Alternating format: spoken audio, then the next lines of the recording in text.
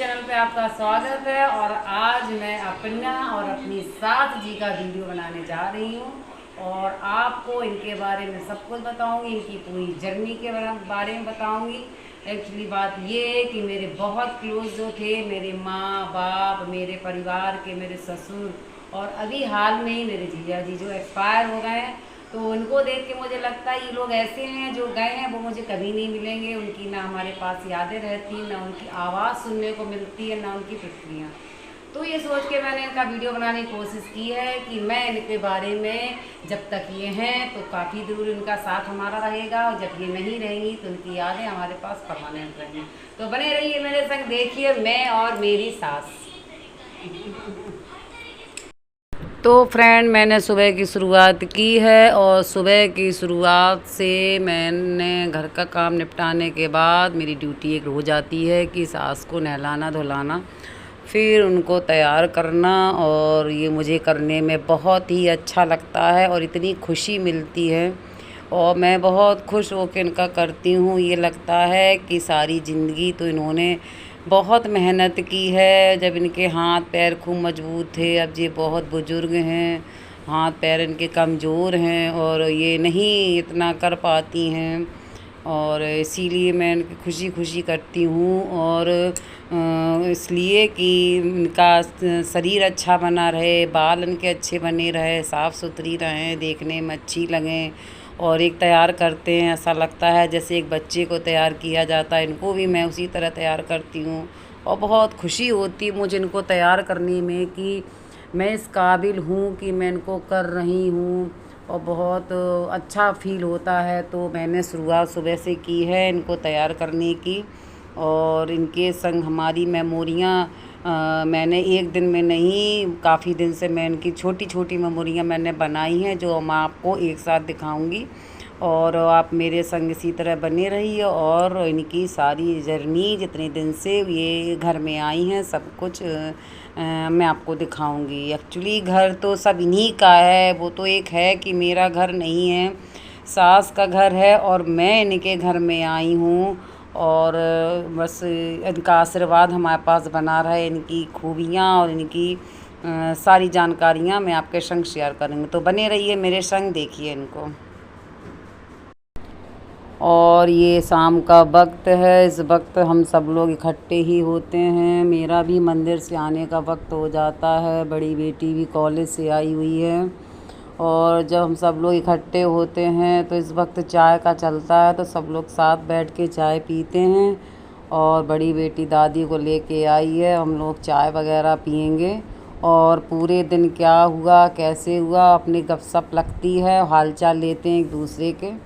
तो ये एक जर्नी सी बन जाती है। तो हम लोगों ने भी बैठ के दादी से बातचीत की है कि कैसा क्या है, क्या खाना बनेगा, आप क्या खाएंगी, इस बारे में।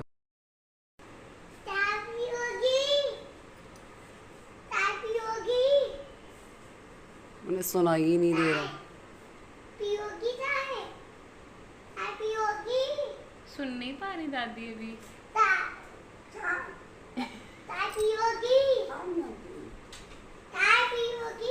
कहते पी लीजिए।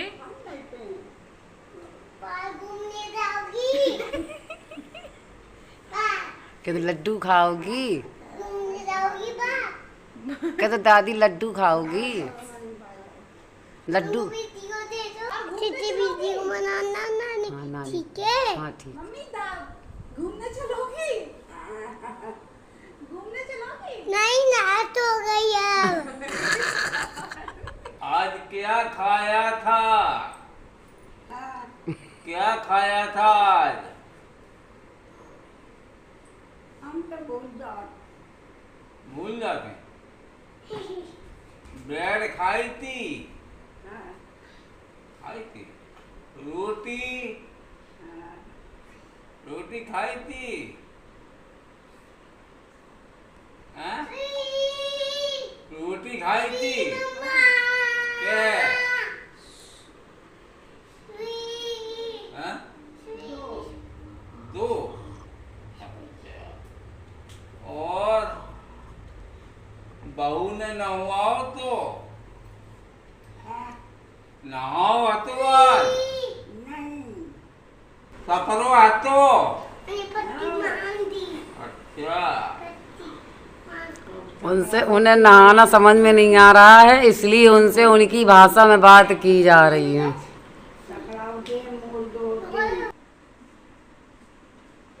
भैया आप भी पैर छू रहे हो, छू लो दादी के पैर छू लो। ये देखो आज नाना और नाती दोनों मिलके दादी से आशीर्वाद ले रहे हैं। चलो भैया खुश रहो।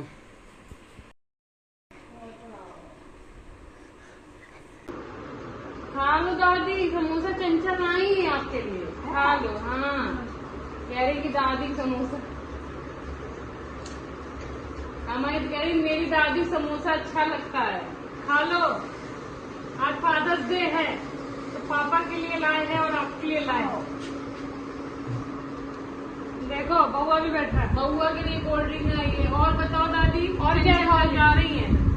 कल चले जाएंगे। हाँ, क्या खाना है और क्या खाना है बताओ? और कुछ खाना है? सुनाई नहीं दे रहा हूँ। उन्हें सुनाई कौन दे रहा? क्या खाओगी बताइए? उन्हें सुनाई नहीं दे रहा। खा ले ओ, नातिन लाई है, अब वो कमान लगी, खा ले। अच्छे लगे? खूब आशीर्वाद दो नातिन को, खूब फले फूले।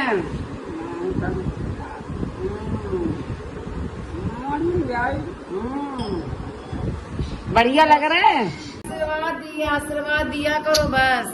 ये देखो मेरी सास है और उनकी नातिन लाई है समोसे, जो उनको बहुत ज्यादा पसंद है। तो जब भी हम लोग कहीं मार्केट जाएंगे तो एक ही चॉइस रहती है, जब पूछो आप क्या खाएंगी तो कह रहे कुछ नहीं, मेरे लिए समोसे लाएगी।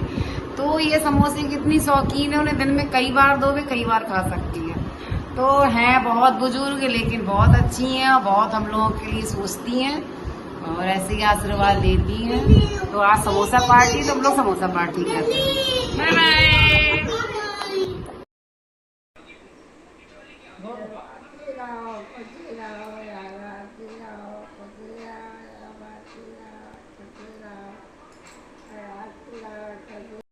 और इतने करने के बाद मैं इनकी ड्यूटी मेरी बन जाती है कि मैं इनको रात के टाइम इनके पैर दबा देती हूँ। जब इनके दर्द होते हैं, रोज़ रोज़ ये नहीं दबवाती हैं, कहती हैं हमारे दर्द नहीं होते हैं बेटा, मेरे मत दावा करो। लेकिन जब दर्द होते हैं, कभी मेरा मन होता है आके बैठ जाती हूँ, दबा देती हूँ, तो उनको भी अच्छा लगता है। दर्द होते हैं तो कोई दाब दे पैर तो बड़ा आराम महसूस होता है। उनके हालचाल भी पूछने लगते हैं कि और बताओ कोई तकलीफ़ तो नहीं है, कोई दिक्कत हो तो बताओ। ये उस ज़माने की हैं जब गांव में चकिया चलाई जाती थी, तब घर में आटा होता था, तब सब लोग बैठ के खाना खाते थे। और हम लोगों का ज़माना तो ये है कि चक्की पे भी गेहूँ पिस वाला रेडीमेड आटा आ जाता, पहले ये सब सुविधाएं नहीं थी। तो इन्होंने बहुत से बहुत ज़्यादा स्ट्रगल किया है, इतना काम तो कोई नहीं कर सकता आज के ज़माने में। इनके ज़माने में इन लोगों ने बहुत ज़्यादा काम किया है और इतनी मेहनत इनके बारे में जब ये बताती हैं किससे, हम लोगों को तो सुन के रह जाते हैं। बताओ ये जो नींव रखी है गांव से शहर आने का, इनका इसमें बहुत बड़ा श्रेय। अगर ये इतना स्ट्रगल ना करती तो आज हम लोग कानपुर में भी ना रह पाते, कहीं किसी गांव में पड़े होते। इनकी मेहनत है जो इन्होंने हम लोगों को बहुत आगे बढ़ाया है, बहुत अच्छी प्रेरणा। भले वो पढ़ी लिखी नहीं हैं, देखा जाए तो कुछ भी उनको नहीं ज्ञान है दुनियादारी में, लेकिन घर गृहस्थी खाना इनका इतना अच्छा बनाती हैं कि हम लोग इनका खाना खाएं तो हम लोग का खाना फेल है। और अब तो ये नहीं करती हैं, लेकिन जब ये करती थी तो बहुत मन से खाना बनाती थी और इनको कभी आलस नहीं रहा। इनकी जर्नी बहुत ही अच्छी प्रेरणा योग है। आपने हमारा बहुत साथ दिया है, जब छोटे छोटे बच्चे थे तब खूब हमारा साथ दिया है, हैं? बहुत हमारा साथ दिया है, हम इतने बच्चों को संभाल भी ना पाते। आपने बहुत साथ दिया और हमने जिंदगी में जो भी गलतियां करी हो उसकी हम आपसे माफी मांग रहे।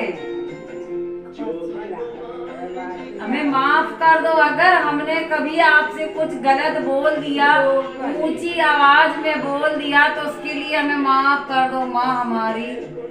हम अपने परिवार में किसी से माफी नहीं मांग पाए। सोचते रहे आज मांग लेंगे, आज कह देंगे, लेकिन कभी मौका नहीं मिला। आपसे हमें मौका मिला है तो आप हमें माफ कर दो मेरी माँ। किसी से भी नहीं मांग पाए, ना अपने मम्मी से, ना अपने डैडी से, ना अपने ससुर से, कभी नहीं, कभी कुछ नहीं। गुस्से में कभी कभी बोल देते हैं, आ जाता है गुस्सा, तो आदमी को एक बार अपनी गलती का एहसास होता है, तब तक आदमी चला जाता है। हाँ, तो हम उनसे अपनी माफी मांग रहे हैं, मैं माफ कर दो मेरी माँ। मुझसे जो भी गलतियां हो गई मैं माफ कर दो।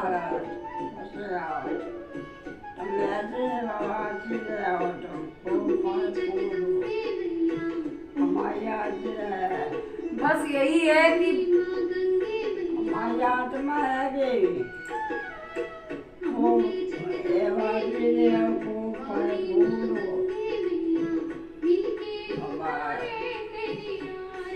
बस ही बनी रहो भगवान हमारी।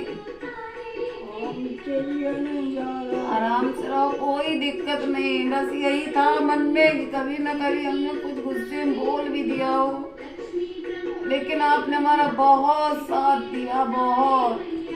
कभी कुछ नहीं किया, कभी कुछ नहीं कहा। इसके लिए हम बहुत सारे दिल से आपको धन्यवाद दे रहे हैं। ऐसी सास सबको मिले, भगवान करे।